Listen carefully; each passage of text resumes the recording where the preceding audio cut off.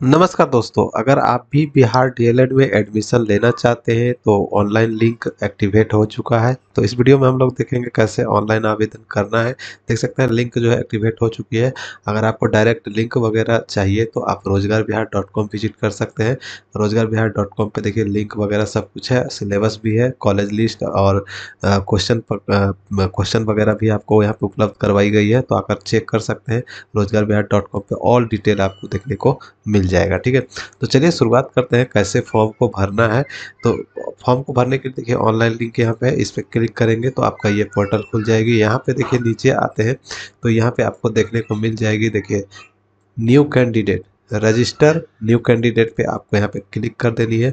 जैसे ही आप इस पर क्लिक करेंगे आपका फॉर्म खुल गया है यहाँ पे। अब देखिए यहाँ पे क्या क्या आपको भरनी है, ध्यान से देखिएगा। तो सबसे पहले आप अपना नाम भरेंगे। ठीक है, मैट्रिक के सर्टिफिकेट के अनुसार ही आप अपना नाम यहाँ पे भरेंगे और फिर यहाँ पे दोबारा डाल के कंफर्म करेंगे। फिर एक ईमेल आईडी यहाँ पे डालेंगे। ईमेल आईडी जो भी है आपके पास वो डालें और एक मोबाइल नंबर यहाँ पे डालना है। मोबाइल नंबर डालने के बाद यहाँ पे एक पासवर्ड क्रिएट करना है और फिर यहाँ पे डाल के कंफर्म करना है। तो पासवर्ड कैसा होना चाहिए, चलिए देखते हैं। पासवर्ड कुछ इस तरीके का आप बना सकते हैं, जैसा कि आप यहाँ पे देख पा रहे होंगे। पहला लेटर आपको कैपिटल ही डालना है। ठीक है, ये जो आपको दिखाई दे रही है, देख सकते हैं कैपिटल लेटर पहले आपको डालना है, फिर उसके बाद स्मॉल लेटर डालना है। तो कोई भी शब्द आप लिख सकते हैं, कोई दिक्कत नहीं है। फिर 2 अंक लिख दीजिए, एक स्पेशल करेक्टर यहाँ पे जैसा कि @ देख सकते हैं, तो यहाँ पे हैशटैग भी आप लगा सकते हैं। तो जो भी आपके लिए सुविधा अनुसार हो वो आप डाल सकते हैं। तो हैशटैग भी दे सकते हैं। तो 8 अंकों का कम से कम बना लीजिएगा, 8 डिजिट का। और उसके बाद जो है आप यहाँ पे कंफर्म करेंगे और देखिए यहाँ पे रजिस्टर पे क्लिक करेंगे तो एक OTP आपको भेजी जाएगी। तो देख सकते हैं मैंने यहाँ पे सारा कुछ फिल किया है। अब रजिस्टर पे क्लिक करते हैं। देखिए यहाँ पे एक OTP आपको भेजी जाएगी। वो OTP देखिए यहाँ पे आपको डालनी है। देख सकते हैं ऑप्शन खुल चुका है। तो OTP यहाँ पे डाल के रजिस्टर कर लेंगे। और एक चीज़ और ध्यान दीजिएगा कि यहाँ पे जो आपने पासवर्ड बनाया है उस पासवर्ड को हमेशा सुरक्षित रखिएगा। अगर आप भूलते हैं तो आपका एडमिट कार्ड वगैरह भी सब गायब हो जाएगा, नहीं मिलेगा। ठीक है, बहुत परेशानी होती है, इसलिए पासवर्ड को सुरक्षित रखिएगा। मैंने OTP फिल कर दिया है। अब यहाँ पे रजिस्टर पे क्लिक करते हैं। रजिस्ट्रेशन देख सकते हैं यहाँ पे मैसेज आ गया, यूजर रजिस्टर सक्सेसफुली। अब यहाँ पे देखिए मोबाइल नंबर आपको डालनी है। फिर यहाँ पे जो आपने पासवर्ड बनाया है वो पासवर्ड यहाँ पे डालना है और लॉगिन कर लेना है। तो देख सकते हैं फॉर्म यहाँ पे खुल चुकी है। इसे थोड़ा सा हम इसको साइड करते हैं। यहाँ पे क्लिक करेंगे, देखिए ये साइड हो चुकी है।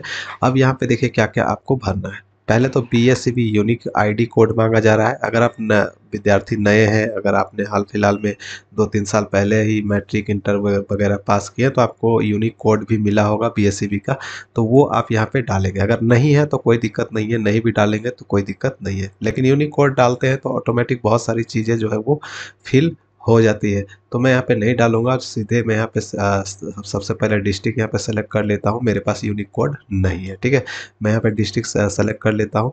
जो भी आप डिस्ट्रिक्ट से निवास करते हैं वो डिस्ट्रिक्ट आपको सेलेक्ट कर लेनी है। ठीक है, तो जो भी आपका ज़िला है उसे स्क्रॉल करके इस प्रकार से आपको सेलेक्ट कर लेनी है। ज़िला सेलेक्ट करने के बाद यहाँ पे नेशनलिटी इंडियन ही रहने दीजिएगा। फिर यहाँ पे आपका नाम वगैरह दिखाता रहेगा। यहाँ पे माता का नाम भर देना है। फिर यहाँ पे दोबारा से माता का नाम भरना है। फिर यहाँ पे पिता का नाम भरना है। फिर दोबारा से यहाँ पे पिता का नाम भरना है। फिर डेट ऑफ बर्थ आ जाती है। फिर डेट ऑफ बर्थ यहाँ पे कैलेंडर के माध्यम से सेलेक्ट करके एक एक करके सेलेक्ट करके डाल देंगे। फिर उसी प्रकार से यहाँ पे भी डेट ऑफ बर्थ को ही सेलेक्ट करके डाल देंगे। फिर यहाँ पे आ जाएगा करंट एज आपकी क्या है, वो यहाँ पे ऑटोमेटिक आ जाएगी। फिर यहाँ पे जेंडर आ जाता है, मेल फीमेल जो भी है उसे सेलेक्ट करेंगे। फिर दोबारा सर जेंडर को सेलेक्ट कर लेंगे, मेल फीमेल। और यहाँ पे पूछेगा क्या आप बिहार के निवासी हैं, तो हाँ या ना पे क्लिक कर लेंगे। तो मैं यहाँ पे यस कर देता हूँ। तो देखिए अब डोमिसाइल सर्टिफिकेट मांग रहा है, यानी कि आवासीय प्रमाण पत्र, निवास प्रमाण पत्र यहाँ पे आपको अपलोड कर देनी है। 1 MB तक का आप यहाँ पे अपलोड कर सकते हैं। फिर यहाँ पे आ जाता है कैटेगरी चुनने को लिए। तो जनरल है, तो अगर आप जनरल सेलेक्ट करते हैं तो देखिए यहाँ पे कास्ट सर्टिफिकेट आपको अपलोड नहीं करना पड़ता है। लेकिन अगर आप इससे जनरल के अलावा कुछ भी अपलोड यहाँ पे करते हैं, कोई भी कैटेगरी सेलेक्ट करते हैं, मान लीजिए EWS करते हैं, तो आपको EWS यहाँ पे अपलोड करना पड़ेगा। ठीक है, 1 MB तक का अपलोड कर लेंगे। तो जो भी आपकी कैटेगरी है, अगर मान लीजिए आप SC से हैं तो SC सेलेक्ट करेंगे तो यहाँ पे कास्ट सर्टिफिकेट अपलोड करना पड़ेगा। तो यही सब बातें जो है ध्यान रखने वाली है। तो यहाँ पे दोनों में सेलेक्ट कर लेना है अपनी कैटेगरी और उसके बाद यहाँ पे अपलोड कर देनी है। उसके बाद यहाँ पे आ जाता है क्या आप दिव्यांग हैं, तो हाँ या ना, यस नो कर लेंगे। तो मैं यहाँ पे नो कर देता हूँ। अगर यस करेंगे तो आपको बताना होगा किस टाइप के आप दिव्यांग हैं, वो दिव्यांग आपको बताना होगा। फिर यहाँ पे दिव्यांग सर्टिफिकेट भी अपलोड करना पड़ेगा। मैं यहाँ पे नो कर देता हूँ। तो ये देखिए ऑटोमेटिक हट गया। फिर आ जाता है क्या आप रिटायर्ड पर्सन के से रिलेटेड आते हैं, उनके बच्चे हैं, आर्मी वगैरह के रिटायर्ड का ऑफिसर के बच्चे या सेना में जो कार्यरत थे वो रिटायर हो गए उनके बच्चे हैं, तो आप यहाँ पे यस नो कर सकते हैं। मैं यहाँ पे नो कर देता हूँ। फिर यहाँ पे दोबारा से नो कर लेंगे। फिर यहाँ पे आ जाता है कि क्या आपने 10+2 में उर्दू पढ़ा है, तो यहाँ पे यस नो कर लेंगे। अगर यस करेंगे तो आपको यहाँ पे देखिए इसको दोबारा से सेलेक्ट कर लेना है यस नो, तो मैं यहाँ पे नो कर देता हूँ। ठीक है, दोनों में नो कर देते हैं। अब यहाँ पे अगर जो उर्दू वाले हैं उर्दू ही सेलेक्ट करिएगा। ठीक है, जो हिंदी वाले हैं हिंदी सेलेक्ट करेंगे। और यहाँ पे यस नो ही सिर्फ करना है, क्योंकि यहाँ पे लैंग्वेज सेलेक्ट करने को दे नहीं रहा है, सिर्फ आपको यस नो करना है। अगर आपने उर्दू पढ़ा है तो यस करेंगे, नहीं पढ़ा है तो नो कर देंगे। मैंने कर दिया। अब यहाँ पे फैकल्टी आपकी पूछेगी, यानी कि आपने इंटरमीडिएट जो है साइंस से किया है कि आर्ट्स से किया है कि कॉमर्स से किया है, तो जो भी आपका है उसे सेलेक्ट कर ले। ठीक है, फिर यहाँ पे आ जाता है री एंटर फैकल्टी, फिर से दोबारा से साइंस आर्ट्स जो भी है आपको सेलेक्ट कर ले। फिर यहाँ पे आ जाता है इंटरमीडिएट एग्जामिनेशन पास कर लिया है या नहीं किया है, तो यहाँ पे यस कर लेते हैं, पास कर लिया गया है।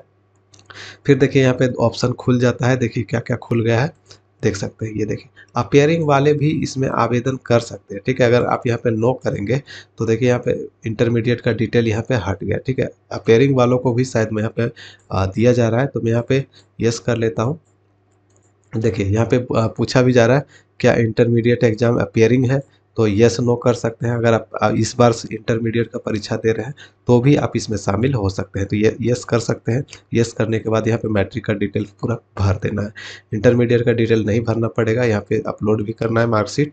ठीक है, तो मैं यहाँ पे देखिए यस कर लेता हूँ, ताकि जो है यहाँ पे इंटरमीडिएट का भी डिटेल खुल गया, देख सकते हैं। अगर आपने इंटरमीडिएट पास कर रखा है तो यहाँ पे मैट्रिक का डिटेल भरेंगे, name of board, roll code, roll number, passing year, जो भी आपका पासिंग ईयर है उसे सेलेक्ट कर ले। मार्क्स ऑफ टेनेट, कितना मार्क्स आपका आया है, और डिवीजन आपका क्या है, कौन सा फर्स्ट सेकंड डिवीजन जो भी है उसे सेलेक्ट कर ले। परसेंटेज आपकी क्या है वो यहाँ पे आ जाएगी, अगर नहीं आया तो खुद से भर दीजिएगा। फिर डॉक्यूमेंट अपलोड जो है यहाँ पे आप मार्कशीट यहाँ पे अपलोड कर देना है। ठीक है, सर्टिफिकेट नहीं भी है तो आप यहाँ पे मार्कशीट अपलोड कर लें।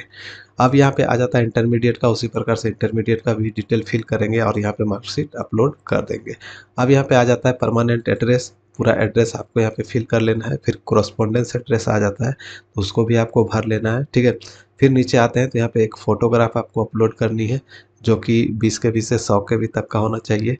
और से जो है आपका यहाँ पे सिग्नेचर है तो 10 के बी से 50 के बी तक का अपलोड कर लेंगे। उसके बाद यहाँ पे सेव करेंगे। ठीक है, सेव करने के बाद प्रीव्यू करेंगे तो आपका फॉर्म जो है प्रीव्यू हो जाएगा। तो चलिए पहले इतना भर लेते हैं।